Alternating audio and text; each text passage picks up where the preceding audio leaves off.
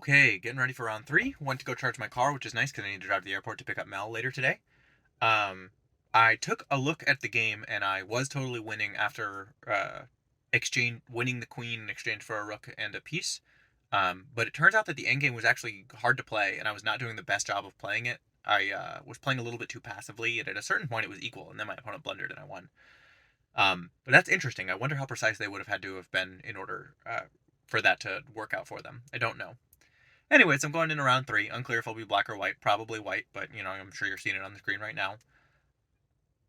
Yeah, I think that that's all I have. I'm a little surprisingly like winning has made me a little bit nervous. Now I feel like I've got to win again. If I think I've won a fair number of rating points depending upon what they rate my second round opponent, who's unrated but has a provisional rating in like a different time control. So we'll see what that turns out to be.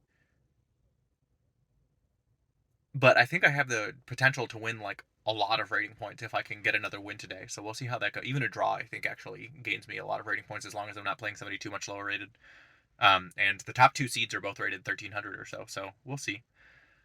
All right, time for me to head in. See you guys after the round.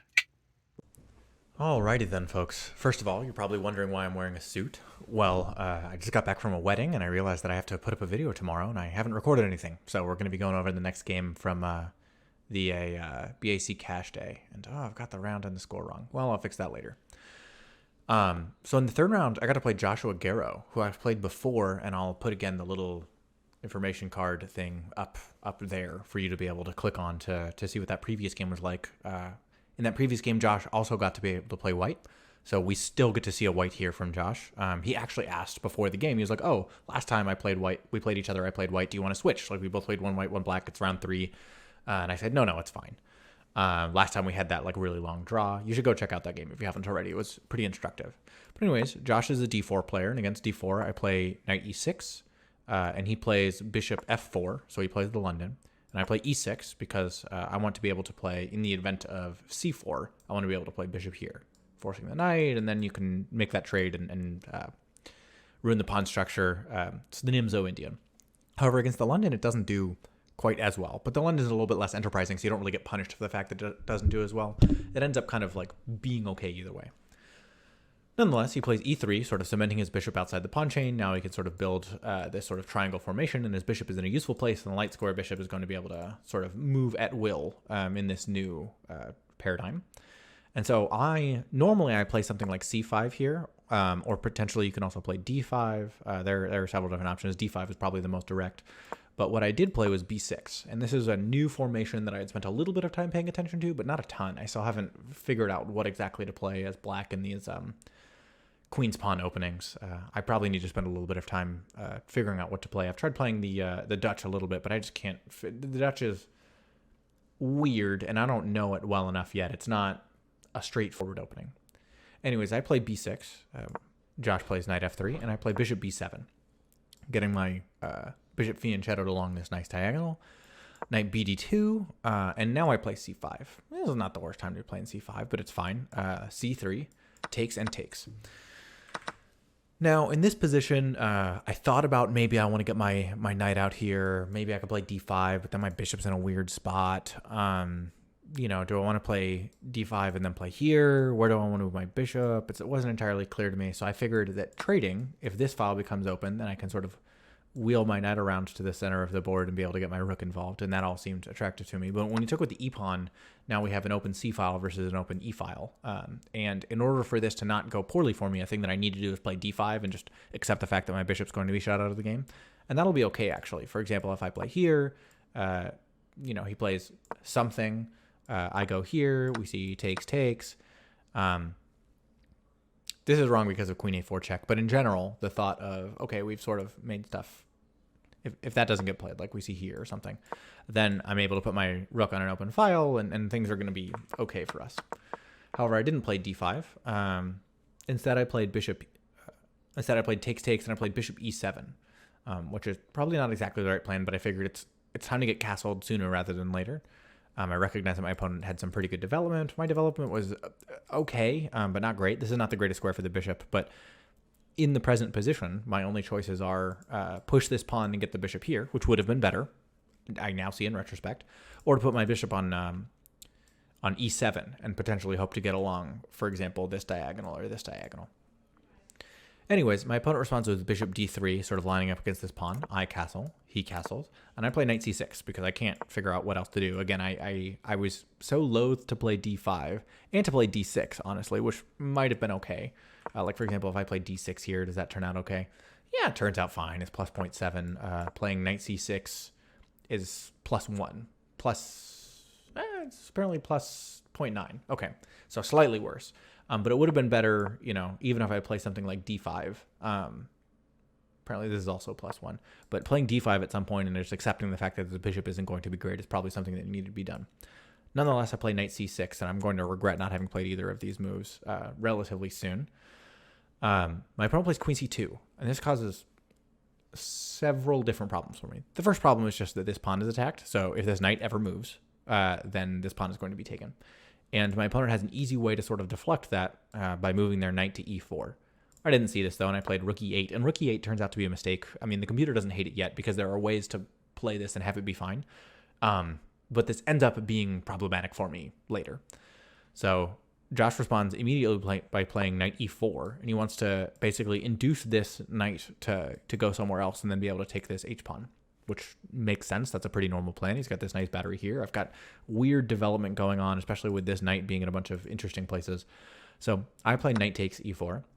He plays bishop takes e4. And then I've got to figure out what to do. Like, this pawn is under threat. And so the thing that I've now realized is in these queen's pawn openings, against these queen's pawn openings, something which is instructive and which the Dutch takes advantage of right away is playing this move f5. And if I play f5, I'm actually doing fine. It's like plus 0.1. The computer's trying to figure it out, but it's relatively low. Unless my opponent plays, like, for example, my opponent trades here, for example, I'm doing better. I have the bishop pair, now it's in the advantage for black. And if my opponent just moves back, they hang on to like the slightest of advantages, 0.2, 0.1. So f5 would have been great. It just stops all play along this diagonal. This bishop doesn't have anywhere super useful to target. Eventually maybe we can route around here, but I have ways of preventing that by playing, for example, a6. So f5 would have been much better, and that's something that I'm going to have to remember for next time. However, I did not play f5. I played h6, which is reasonable. It's not the worst thing in the world, but it's about plus 1 now. Again, just trying to get rid of this, the taking of this pawn. However, the problem that this allows, my opponent immediately exploits by playing knight e5. So here's the problem. Say I do nothing, right? Then bishop h7 check, and if I go here, I'm getting mated in 1. And if I go here, what's the problem here now? Knight takes f7, king takes f7, and d5. There's probably something more direct like this, at least. Yeah, king f8, and now, if my opponent can, for example, get a rook into the game, I'm stuck here, and it's going to be hard for me to exfiltrate these pieces. So, again, I saw that mate threat. I didn't see what exactly happened on king f8, but I figured it was similarly bad, and I played knight takes here. Now, you'll notice the computer does not love this, and again, I think perhaps the only move here that makes any sense is f5. Again, forcing this back, and then, if takes, like, okay, my opponent has an isolated pawn, this bishop's kind of weird, or they can take here, but even then, I can play something like this if I want to, and attack along the king side. How is this better? What? What's the threat? I don't see it. Can we play here? Oh, this is just checkmate. Okay, so this is actually... Didn't see any of that. Apparently G5 is a bad move. But even so, seeing takes and takes, like, we're in a position which is somewhat defensible. Even if we just play something like bishop f6, takes and takes. Our king side is shattered a little bit, but we have a strong center, a really strong center, actually. And we have an open file, which we can attack our opponent with, and our bishop stands better than our opponent's bishop. Like, there are a lot of things to like about this position. However, I still didn't see f5, and I played takes. Now, the problem here is a tactical one. I'm sure you can see to some degree. So the thing I calculated was knight takes, bishop takes. What did I calculate? Knight takes, bishop takes, rook b8, bishop a6, knight g4.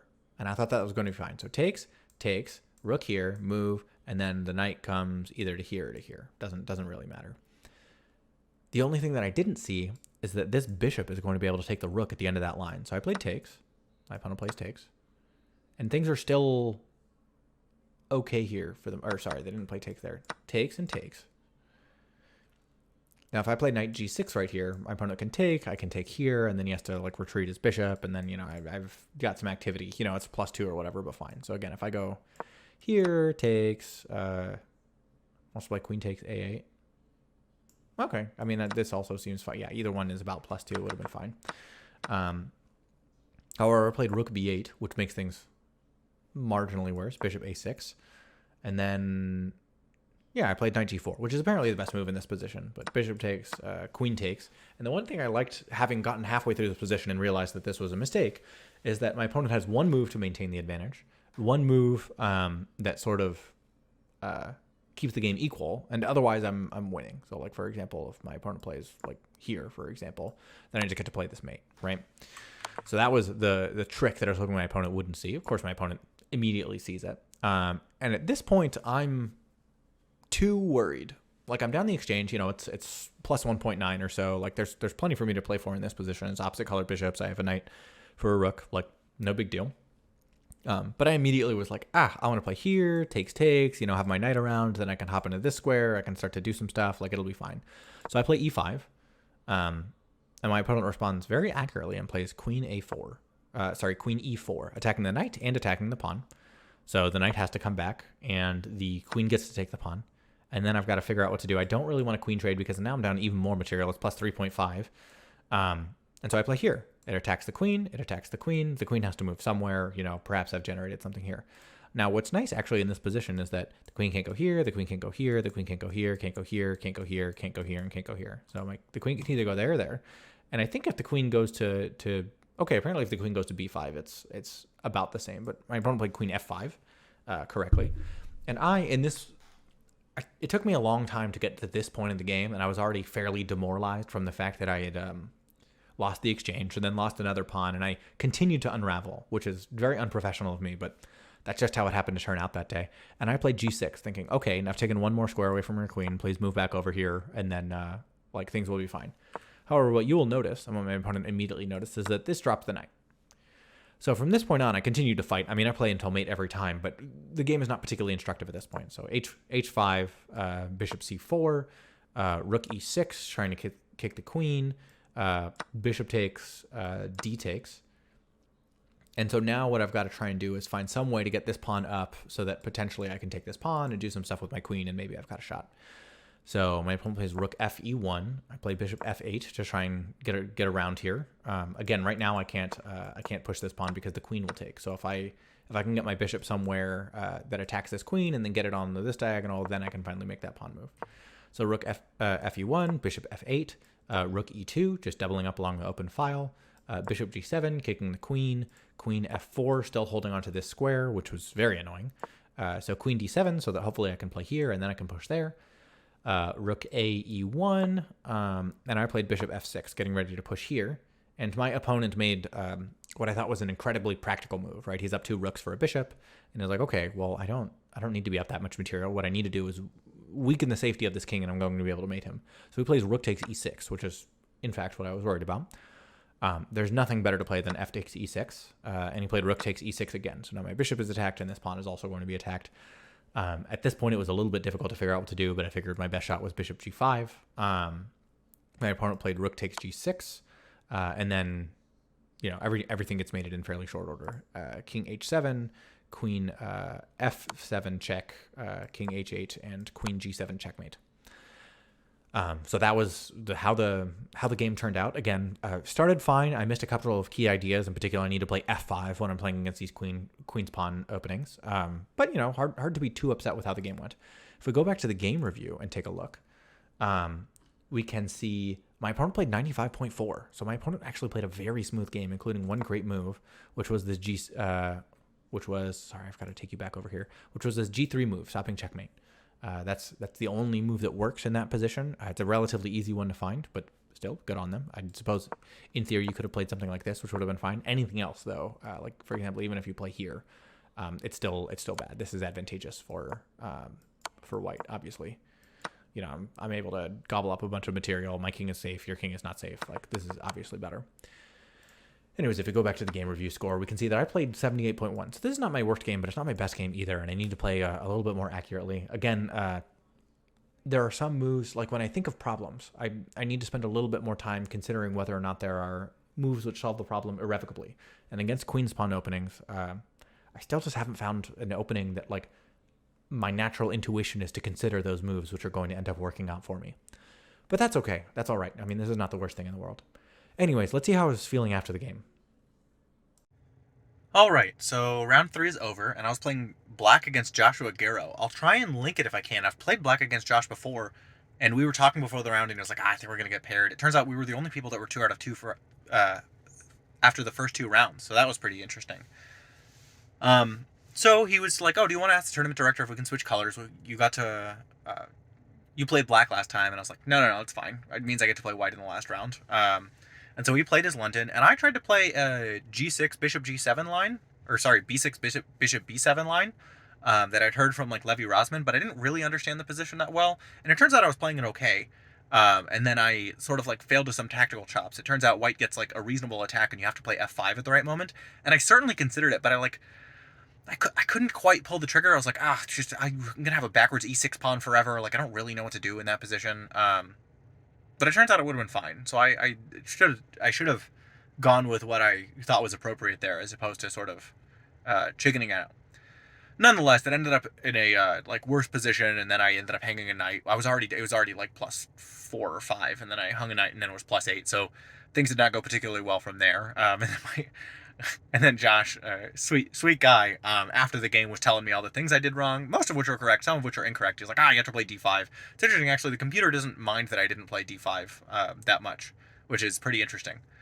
It just wanted me to play f5 at the right moment, which I considered. I spent a lot of time thinking about it, and then I played knight takes instead. I'm sure you saw in the analysis. Anyways, I feel all right about that game. It loses me, I don't know, 7 or 8 rating points, but once I see my last round opponent, I'll know how it was going for this tournament, and I think it's just a matter of getting the games in. Once I told him that this was like my 8th tournament or something, he's like, oh, you haven't played very much, and I was like, yeah, that's kind of that's the gist there. I like know how to play chess, but I haven't played very much, so I need to gain some more experience. But it feels good. Like, every time I do one of these things, and I'm like, this didn't turn out exactly how I wanted, I feel like I'm adding to my tool belt. Learning's like really slow. It takes a really long time. You know, there are only so many lines that you can figure out at once, but I feel like this is another one where I tried it and I kind of understand, and now I know in these positions I'm supposed to try f5, so that'll be okay. Anyways, I'll see you guys just before the next round.